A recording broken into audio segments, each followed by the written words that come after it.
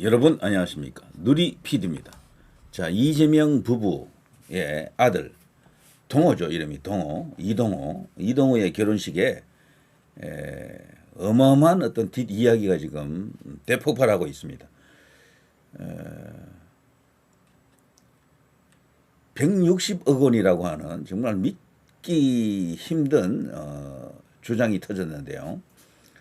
이런 이야기가 인터넷 공간뿐 아니고 사람들이 뭐 만나서 이야기하는 그런 어떤 자리, 밥 먹는 자리에서도 심심찮게 이게 화제로 지금 올라오고 있더라고요. 누군가의 아들이 결혼을 했고 들어온 축의금이 160억, 디올백 300만 원짜리 그것으로 정권을 붕괴시켰죠. 저들이 윤석열 대통령을 끌어내리는 데 성공했다라고 생각합니다. 물론 다른 이유도 있지만 이런 것들이 먹혔던 거죠. 자잘한 걸 갖고 어마어마하게 이슈를 키웠던 그런 셈인데요. 김건희 여사를 마녀로 만들었죠. 그 연장선에서 이제 윤석열 대통령도 이제 대통령 자리에 있으면 안 되는 그런 식으로 이렇게 여론을 몰아갔습니다. 일종의 선동인데요. 그것이 이제 성공했죠. 어쨌거나. 자, 누군가의 아들이 결혼을 했고 들어온 축의금이 160억 원이라고 하는데 이들이 조용히 비밀 결혼식을 했잖아요. 그런데도 계좌번호를 흘렸거든. 이 계좌번호 흘렸다라는 게 이게요. 사실 치명적인 어쩌면은 엄청난 어떤 결과를 갖고 왔다라고 이제 볼 수가 있습니다. 그것이 물경 160억 원이 뭐 되었을 것이다라고 지금 이야기되고 있는 거죠. 160억 원의 근거는 전국에 국가 보조금을 받는 뭐 조직 혹은 단체가 약 한 1만 6천 개 정도 된다라고 합니다. 그런 곳에서 절대로 가만히 있지 않았을 것이다. 계좌번호가 노출이 됐기 때문에 당연히 그 조직의 이름으로 뭐랄까 뭐 하여튼 부조를 했을 것이다. 한 100만 원씩은 했겠죠. 그것이 160억 원이다. 뭐 이런 어떤 이야기인데 그런데 여기서 다 말하지 못한 내용이 있습니다. 더 충격적인 건데요. 저는 만일에 이게 진짜라면은 대통령이 되고 나서 결혼을 시켰잖아요. 야당 대표 때와는 완전히 다르다니까요. 그러면 기업들이 가만히 있겠습니까? 기업들이? 기업뿐이겠습니까? 민주당 쪽에서 정치하려고 하는 그 정치 지망생들이 얼마나 많습니까? 정치 지망생들뿐 아니고 실제 현역 정치인들도 대통령이 된 이재명에게 뭐 어떻게 하겠습니까? 뭐 그냥 자신의 이제 성의 표시를 하겠죠. 어떤 형태로든 무리해서라도 성의 표시를 할 겁니다. 인사권을 갖고 있고 무소불위의 권력을 가진 대통령입니다. 대통령으로 인정하고 싶지는 않지만 어쨌거나 형식적으로는 그렇게 되어 있죠. 공직자들은 또 어떻습니까? 고위공직자들. 전부 대통령의 영향권 안에 들어가지 않습니까? 그리고 뭔가 대통령에 의해서 발탁을 받아야 될 사람들. 저는 전부 부조했다고 보거든. 전부 축의금을 냈다라고 봐요. 그것을 다 합칠 경우 여기서 제일 큰 손은 결국 기업이 되겠죠. 기업이. 저는 좌파 정부들이 기업을 괴롭힌다는 것은 옛날부터 다 알려져 있는 것 아닙니까? 그래서 기업들이 유난히 몸을 사립니다. 좌파 정부가 들어서면은 몸조심을 하고요. 극도로 행동을 보수적으로 합니다. 그래서 튀는 행동을 잘 안 하려고 그래요.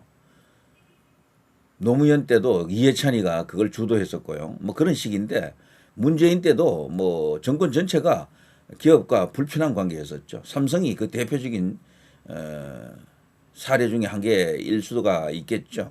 삼성뿐입니까? 롯데 뭐 등등 많은 기업들이 곤욕을 치렀습니다. SK 같은 것도 최태원도 그 감옥 가서 한 1년 살았잖아요. 뭐 그런 일도 있었고. 그래서 기업들이 진짜 큰 손이거든. 이 사람들이 만일에 베팅을 한다 그러면은 축의금을 일종의 베팅으로 한다 그러면은 어떻게 되겠습니까? 그야말로 엄청나겠죠. 엄청난다. 그래서 저는 이런 것을 한번 생각해 보는데요. 기업인 뭐 SKT만 있는 게 아닙니다. 뭐 많은 기업이 있겠죠. 대기업들. 대기업뿐이겠습니까? 중소기업도 다 연관이 됩니다. 대통령과 관계를 좋게 가려고 하는 그런 기업들이 도대체 몇 개일까라고 생각한다 그러면은 이 축의금 액수는 그야말로 천문학적으로 늘어날 수가 있다. 그리고 시민사회단체, 협동조합, 사회적 기업 등등 지금 16,000개로 지금 추산된다 그러는데 그것보다 더 될 수도 있어요.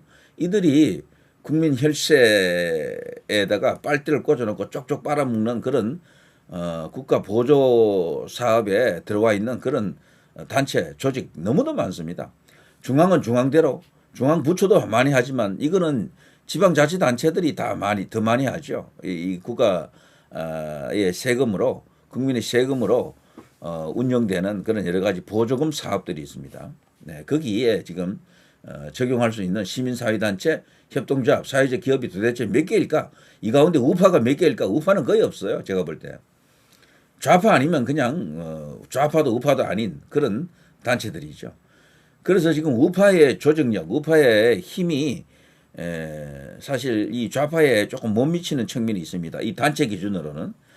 우파는 그냥 집회 중심으로 되어 있잖아요. 그래 국가로부터 돈을 받는 게 없는 거야, 우파는. 근데 이들 좌파들은요, 이 프로그램을 통해서 국가 세금을 빨아먹는다니까요. 그러니까 힘의 원천이 그쪽이 더 셀 수밖에 없어요. 그쪽이 훨씬 더 조직적이고 이 장기간 지속할 수 있는 그 힘이 있습니다. 돈이 있어야 되거든. 그 돈으로 먹고 살고 하는 겁니다. 일도 하고 정치 투쟁도 하고 사업도 하고 돈벌이도 하고 하는 거예요. 이 대통령이 갖고 있는 압도적인 그 영향력, 인사권이 이제 제일 크겠죠. 여기에 영향을 받는 고위공직자들, 정치인들 전부 다 저는 이번에 무리해서라도 많은 돈을 축의금으로 보탰을 것으로 냈을 것으로 생각이 됩니다. 정말 엄청납니다. 자, 이런 청첩장 던져놓고 이재명 대통령 장남 오늘 비공개 결혼식 축의금 논란 속 조용한 애식. 그러니까 이 계좌번호를 까지 말았어야 돼.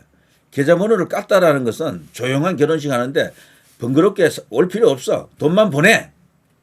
사실 뭐 요즘은 스몰 웨딩이 유행인 시대 아닙니까? 스몰 웨딩뿐입니까? 스몰 장례식도 이제 유행하고 있죠. 가족장 중심으로 해가지고 조용한 그런 장례식이 참 많던데 그렇지만 돈이 오가는 것은 또 별개의 문제입니다. 이런 식으로 작은 스몰 웨딩을 한다라고 했는데 그러나 대통령이 되고 나서 계좌를 깠기 때문에 이것은 명백하게 일종의 장사다 이렇게 이제 볼 수밖에 없습니다. 오히려 더 많은 돈이 갔을 거예요. 현장에 가는 것보다도 사람들이 더 많은 부조 혹은 축의금을 냈을 수도 있겠다 이런 생각이 됩니다. 자, 국내 이제 주요 이익단체 수가 보수적으로 봐서 16,000개. 제가 아까 그랬잖아요. 16,000개보다 많을 것이다. 이들이 대부분 좌경화되어 있어요. 좌파들이에요. 그래서 이들이 연합해서 한번 크게 움직이면은 정말 100만 지표도 만들 수가 있죠. 요즘 그런데 그걸 잘 안 하더라고. 왜 그런지 제가 한번 알아보고 여러 가지 상황을 분석해 봤는데 과거에 이들이 광우병 때 그때 이후 집회의 규모가 계속 줄어들었어요. 좌파들은. 그 이유가 집회가 필요 없다라고 믿고 있어요. 그들은 대체로. 왜 그런가 하면은 특별한 경우 모이자 그래도 많이 모이지 않습니다. SNS가 있어 그래요. SNS가. 한 번만 탁 하면 순식간에 100만, 200만 퍼져나가 버립니다. 요즘은 SNS 시대거든요. 이 SNS에서 저들이 압도적인 강세를 지금 띠고 있죠. 자, 그것을 극복을 해야 될 텐데요. 자, 최보식의 언론, 한정석, 강원홍객, 윤우열 기자, 뭐 이런 식으로 보도가 됐는데, 이재명 대통령 아들 결혼 축의금 예상 규모 이렇게 160억 원으로 나온 게 작게 잡아서 이렇게 이제 보는 것 같습니다. 작게 잡아가지고 보수적으로 봐가지고 이 계좌를 까게 되면 어쩌면은 이것보다 적을 가능성도 조금은 있겠지만 이것보다 훨씬 더 클 것이다라고 보는 거죠. 이것보다 훨씬 더 크다. 기가 막힙니다. 자, 그런데요, 제가 이런 말을 했던 이유 중에 특히 기업인이 여기 문제인데 말이죠. 기업인들. 이들은 손이 크잖아요. 대기업 회장 정도가 만일에 이 축의금을 낸다 그러면 그야말로 상상 초월한 액수가 동원됐을 것으로 보는데요. 그 사례 중에 한 개가 이 SK텔레콤 유심 이 사건이 터졌었죠. 그런데 여기 이 사건이 정말 어마어마한 어떤 쟁점이 되면서 국민 소송이 붙고 그러면서 정부 측으로부터도 엄청나게 페널티를 받을 것으로 알았잖아요. 유심이 이게 이제 틀렸다. 해킹에 의해 가지고 그냥 박살내 놨다. 근데 여기에 대해서 놀랍게도 수사를 별로 안 하는 것 같더라고. 그리고 지금 정부가요, 새 정부가 들어서면서부터 일종의 면죄부를 주는 것 같습니다. 면죄부.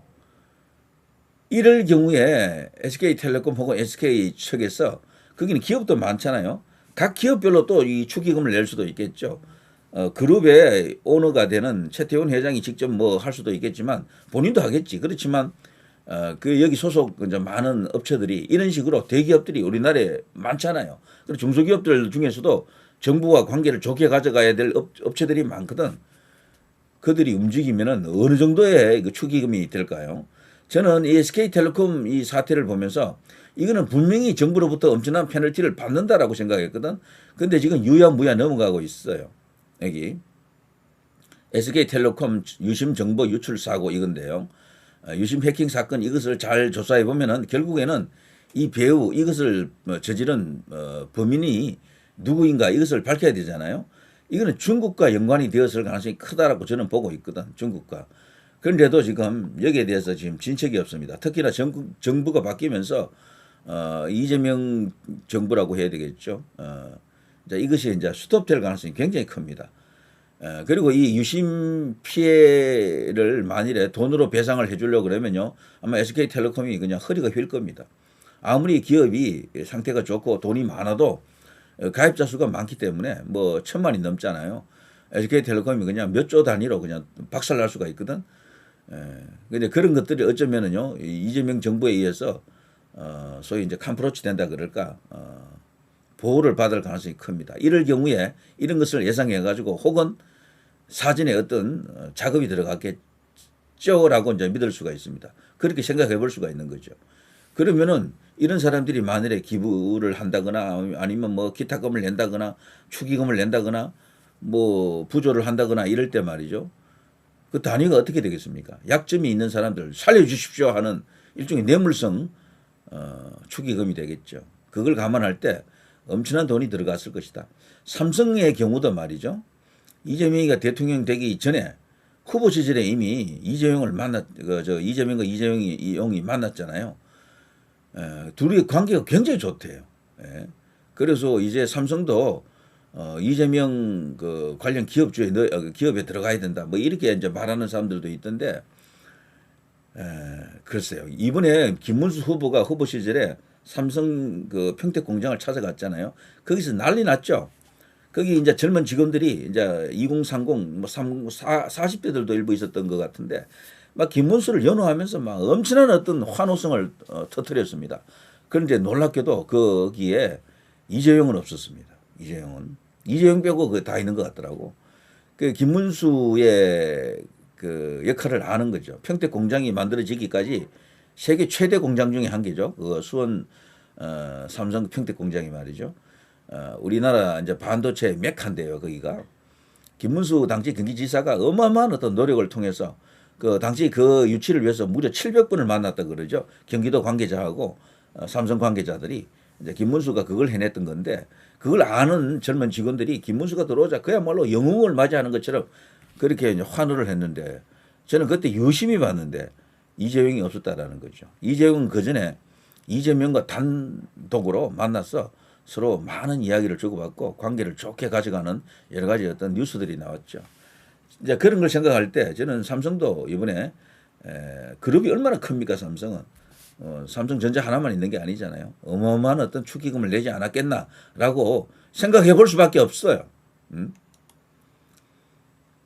자, 2025년 4월 SK텔레콤에서 유심 관련 일부 정보 유출 사건 발생, 해커의 악성 코드로 인해 유출이 발생했는데 이게 지금 그 후 제대로 된 수사가 지금 이루어지지 않고 있고 특히나 이제 이재명이 대통령이 되면서 이거는 유야무야 될 가능성이 크다. 이 배후를 캐게 되면요 결과적으로는 중국이 드러날 겁니다. 중국 아니면 북한 아니면 중국이겠죠. 한국 안에 이런 어떤 해커가 저는 없다고 봅니다. 그래서 이거는요 너무도 큰 문제고 정치적 어떤 거대한 회오리 바람을 몰고 올 수밖에 없는 당장은 아닐지 몰라도 결국은 그렇게 될 수밖에 없는 일로 생각이 됩니다. 저들은 윤석열 정부 때 김건희 여사의 작은 것을 갖고 너무도 많은 어떤 그 선동을 통해서 그리고 우리 국내 언론들이 너무도 많이 보도를 했어요. 보도 횟수만 치면은 와 이거 뭐 세상 뭐 이렇게 무너질 정도로 큰 사건처럼 보일 겁니다. 그 김건희 여사 관련 뉴스가 도대체 몇 번 나갔습니까? 그럼 논평이 몇 번 나갔어요? 수천 수만 번 나갔을 거야. 아무리 작은 일도 그렇게 많이 보도해버리면 무조건 커지게 돼 있어요. 근데 저쪽은 아무리 이슈가 커도 보도가 안 되잖아. 보도 한두 번 하고 끝이야 그냥. 다시는 거론도 안 한다고. 그러니까 문재인 이슈도 이슈화가 안 되고 이재명이 그 많은 의혹이 있음에도 불구하고 이슈화가 더 이상 안 되는 거예요. 물론 부정선거라고 하는 그런 어떤 결정적인 또 뭐가 있죠. 있지만 그거는 일단 별개로 하더라도 지금 상황이 그렇습니다. 우리나라는 너무도 기울어진 운동장이고요. 윤석열 대통령도 이것 때문에 그 불편함을 여러 번 하소연했죠. 언론들이 하루 종일 우리 정부 비난만 하고 있습니다. 우리 정부 비판만 하고 있습니다. 뭐 그런 말을 했었죠. 그거는 달리 말하면은 언론 때문에 나라가 망하고 있다라는 거죠. 그러면서 김건희 여사도 이제 거기에 희생양이 된 것입니다. 그래서 윤석열 정부 전체가 나중에 지지율이 흔들렸고 엄청나게 그냥 지지율이 폭락하면서 나쁜 결과를 갖고 오고 말았다라고 생각이 들죠. 자, 아무튼요. 이재명 부부가 이번에 아들을 결혼시킨 이 과정 이것은 정말 너무도 문제적 어떤 그런 이슈로 생각이 됩니다. 국민의힘이 이걸 갖고 정말 불독처럼 물고 늘어지면 뭔가 큰 것이 나올 것 같은데 어떻습니까, 여러분?